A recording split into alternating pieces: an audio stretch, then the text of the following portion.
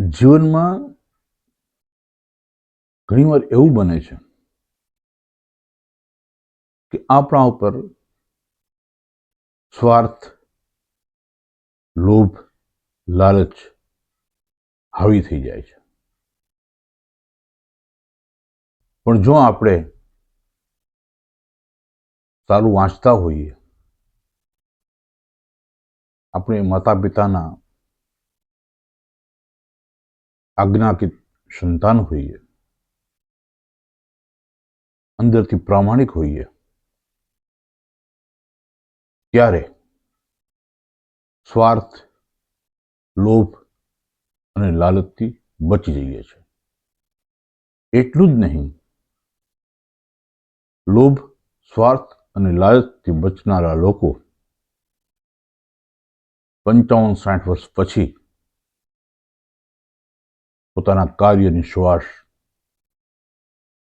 જગતમાં ફેલાવતા હોય છે. મારે એક નાનકડી વાત કહેવી છે.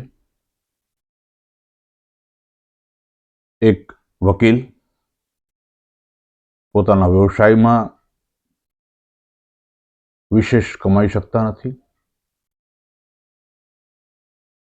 આર્થિક હાલત એમની કફોડી છે. એક અસીલ આવે છે અને વકીલને કહે છે કે મારો આ કેસ છે, આપ લડો. એ વકીલ અસીલને કહે છે, આપના કેસનું સ્ટડી હું આજે રાતે કરી લઉં છું, આવતીકાલે આવજો. એ અસીલ બીજે દિવસે આવે છે અને વકીલને કહે છે, તમે મારો કેસ લડશો ને? વકીલ બહુ ગંભીરતા સાથે કહે છે કે આ કેસ કોર્ટમાં હું જીતી શકું તેમ છું,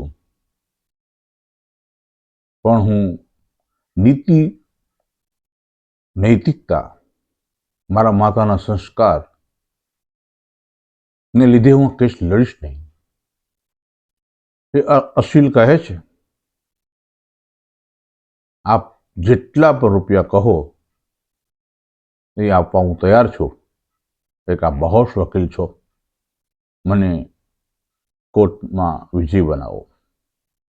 ત્યારે વકીલ કહે છે કે સાહેબ, તમે સાવ ખોટા છો, તમે દગાબાજ છો, ખૂબ જ જૂઠા છો, અને હું કોર્ટમાં દલીલ કરતો હોઈશ કે મારા અસીલ ઈમાનદાર છે, સેવાભાવી છે, નિર્દોષ છે, ત્યારે મારા માતાના સંસ્કાર મને કહેતા હશે કે લિંક તને એટલા માટે મેં તને જન્મ નહોતો આપ્યો. હું મારા માતાના નામને લાંછન લાગે, મારા માતાના સંસ્કારને લાંછન લાગે એવું કોઈ કામ નહીં કરું. એ વકીલ હતા અબ્રાહમ લિંકન. ત્યારબાદ જે કફોડી આર્થિક સ્થિતિમાં પણ અનૈતિક રૂપિયાને જેમણે ઠોકર મારી, વ્યક્તિ અમેરિકાના પ્રમુખ પદે પણ પહોંચે છે. માટે આપણે પણ જીવનમાં એક સંકલ્પ રાખવો જોઈએ, એક પ્રતિજ્ઞા લેવી જોઈએ કે ક્યારે પણ નૈતિકતાના ભોગે જે પૈસા મળતા હોય એ પૈસાનો ત્યાગ કરવો જોઈએ. ભગવાન બુદ્ધ કહે છે સમ્યક આજીવિકામાં કે જ્યારે આપણા પેટમાં અપ્રામાણિક રૂપિયાનો એક દાણો જાય છે, ત્યારે આજે નહીં તો કાલે વિસ્ફોટ સર્જે છે. ચાલો મિત્રો, આપણે નીતિ, નૈતિકતા અને નિષ્ઠાપૂર્વક જીવન જીવીને અન્ય લોકોના જીવનમાં અજવાળા પાથરીએ, અન્ય લોકોને ઉપયોગી થઈએ. Thank you.